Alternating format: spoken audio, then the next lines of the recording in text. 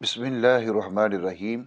एक हमारी बहन ने मसला ये पूछा कि लिकोरिया का मसला जो है वो अगर हो तो उस दौरान इहराम के दौरान में ऐसी औरत क्या करेगी, चाहे वो हज के लिए ज़ाहिर जा रही है या फिर उम्रा के लिए, तो फिर उसको क्या करना चाहिए।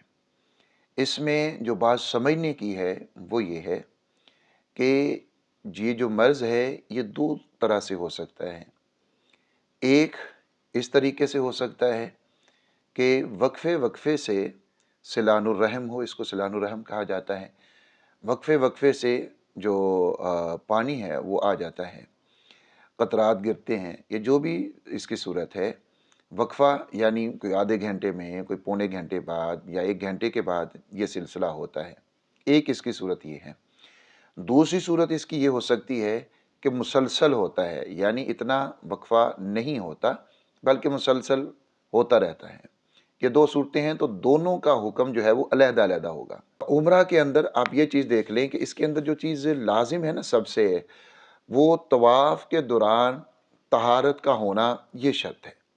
तवाफ़ के लिए पाकी का होना, वुज़ू का होना ये शर्त है। सई वग़ैरह के लिए वुज़ू का होना ये शर्त नहीं है। अगर तो वक्फ़े वक्फ़े से आता है और उसमें थोड़ा वक़्त निकल जाता है, आधा घंटा निकल गया, पौना घंटा निकल गया, तो इस सूरत में ये ख़ातून जो होंगी ये माज़ूर के हुक्म में नहीं होंगी। जो माज़ूर का शरई हुक्म है वो उसके ऊपर नहीं लगेगा, क्योंकि उसको इतना वक़्फ़ा मिल रहा है कि उसमें वो नमाज़ अदा कर सकती है, तो इसलिए वो माज़ूर के हुक्म में नहीं है। अब इस ख़ातून के लिए हुक्म ये होगा कि तवाफ़ के लिए चूँकि तहारत शर्त है, अगर इस दौरान उसका तवाफ़ मुकम्मल नहीं होता, तवाफ़ मुकम्मल नहीं कर पाती वो, तो जितने उसने चक्कर लगा लिए हैं, यानी उसने 3 चक्कर लगाए, 4 चक्कर लगाए और इस दौरान उसको दोबारा मसला हो गया, तो अब वो जाए अपने कपड़े वग़ैरह को धो ले या तब्दील कर ले और वुज़ू करके आकर वहीं से अपना तवाफ़ जो है वो दोबारा से मुकम्मल कर ले। शुरू करके वहीं से करेगी, यानी 3 चक्कर लगाए हैं तो आगे फिर चौथा चक्कर वो मुकम्मल करे और उसको जो है उसका तवाफ़ मुकम्मल हो जाएगा। उस औरत के लिए जिसको वक़्त मिल जाता है आधा घंटा या जितना भी उसको वक़्त मिल जाता है, तो वो माज़ूर नहीं कहलाएगी। उसको हर दफ़ा अपना कपड़ा भी साफ़ करना होगा और उसके लिए जो है वो ये वुज़ू भी करना होगा।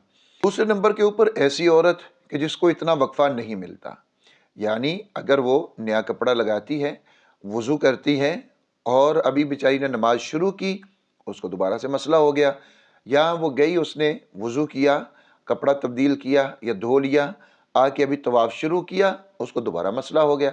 यानी इतना उसको मौका नहीं मिल रहा कि वो एक पूरी नमाज को अदा कर सके, उसको इतना वक्फ़ा नहीं मिल रहा कि वो तवाफ़ कर सके या तवाफ़ के को 2 चक्कर लगा सके, इतना वक्फ़ा ही नहीं है उसके पास, तो फिर ऐसी औरत जो होगी वो शरई माज़ूर के हुक्म में होगी। अब इसके लिए हुक्म जो है वो और है। एक हुक्म तो ये है कि अगर इसके लिए मुमकिन है तो अपने कपड़े को वो साफ़ कर ले, अगर मुमकिन नहीं है तो फिर वो जब अज़ान हो जाए, नमाज के बारे में अर्ज़ करता हूँ, जब अज़ान हो जाए तो वह वुज़ू करे और वुज़ू करके उस वक़्त के अंदर जितनी चाहे वो इबादत कर सकती है।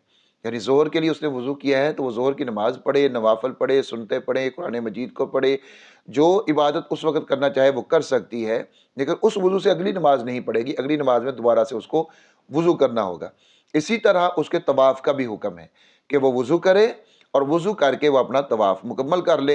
इस दौरान अगर उसको मसला होता भी है, बीमारी होती भी है, मुसलसल होती रहती है, कोई मसला नहीं है उसके लिए बस हुक्म इतना ही है कि वो तवाफ़ को अपने को मुकम्मल कर लेगी।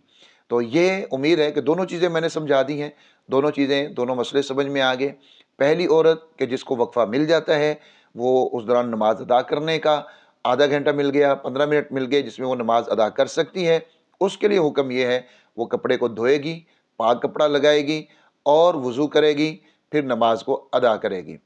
और दूसरी औरत जो है जिसको इतना वक़्फ़ा नहीं मिलता, उसके लिए हुक्म ये है कि बस वो वुज़ू कर ले, उस दौरान अगर उसको बीमारी हो भी जाती है, होती रहती है, मुसलसल होती रहती है, तो फिर उसके लिए दोबारा वुज़ू करना वो ज़रूरी नहीं है। उसने एक दफ़ा वुज़ू करना है और उस एक वुज़ू के अंदर उस वक़्त जो काम करना चाहती है, जो इबादत करना चाहती है वो कर ले। उस वक़्त में उस वक़्त की नमाज़ को अदा करे, نوافل پڑھیں، قرآن مجید کی تلاوت کریں، یا پھر وہ طواف کرنا چاہتی ہے تو پھر اس کے اندر وہ طواف کر سکتی ہے، طواف کے نوافل کو بھی ادا کر سکتی ہے۔ تو اس طرح سے جو لکوریا صلہ الرحم کی جو مریضہ ہے وہ حج کے دوران بھی اسی طرح سے کرے گی۔ جن اعمال کے لیے وضو ضروری ہے ان کے لیے وہ ایک دفعہ وضو کر لے گی اور ان کو ادا کر لے گی۔ اللہ رب العزت تمام مریضوں کو ہر طرح کے جو امراض ہیں، اللہ رب العزت سب کو شفا کاملہ عاجلہ مستمرہ عطا فرمائے۔ اگر آپ کو بھی کوئی مسئلہ ہے، کسی طرح کا بھی کوئی آپ پوچھنا چاہتے ہیں، ڈسکرپشن میں میرے ایمو کا لنک ہوگا، اس کے اوپر کلک کیجئے اور آپ میرے ساتھ ایمو کے اوپر بات کر سکتے ہیں، لیکن کال نہیں کیجئے گا، صرف وائس میسج کر لیں یا ٹیکسٹ میسج کر لیں۔ اللہ رب العزت مجھے اور آپ کو، ہم سب کو عافیت والی، صحت، تندرستی والی زندگی عطا فرمائے، آمین یا رب العالمین۔